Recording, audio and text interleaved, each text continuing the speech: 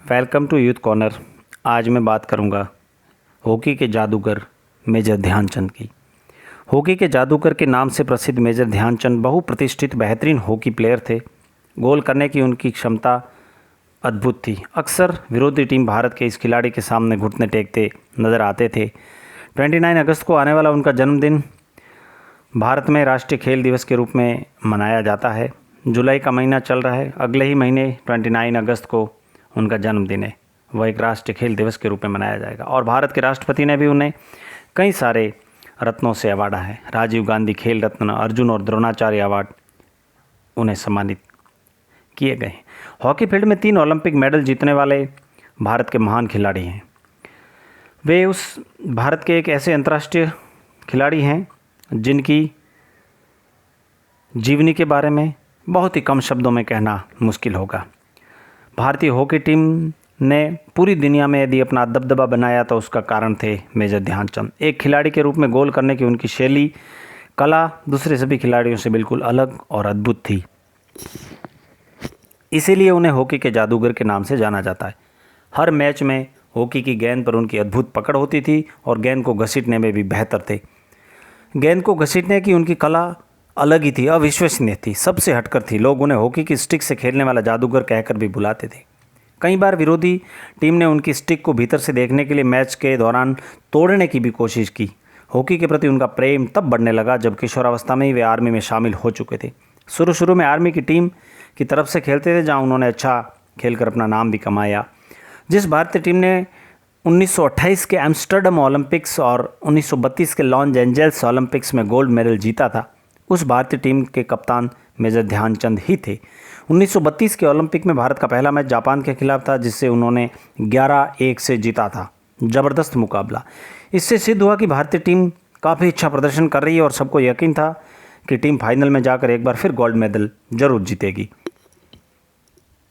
Olympic के बाद में भारतीय टीम ने यूनाइटेड स्टेट्स, इंग्लैंड और दूसरे देशों से खेलने के लिए बहुत से इंटरनेशनल टूर भी किए। टूर के अंत में भारत से खेले गए 37 मैचों में से 34 जीते। इस टूर में मेजर ध्यानचंद ने भारत द्वारा किए गए 338 गोल में से 133 गोल दागे थे। 1934 में उन्हें भारतीय हॉकी टीम का कप्तान बनाया गया और अपनी कप्तानी में टीम को 1936 के बर्लिन ओलंपिक्स में ले गए। वहाँ भी उन्होंने अपना जादू दिखाया और भारत को तीसरा ओलंपिक गोल्ड मेडल जिताया। 1940 के अंत तक वे लगातार हॉकी खेलते रहे और फिर उन्होंने बाद में 1956 में आर्मी के मेजर पद से सेवानिवृत्ति ली। सेवानिवृत्ति के बाद में वे भारतीय टीम के कोच बने, भारतीय हॉकी टीम के कोच बने।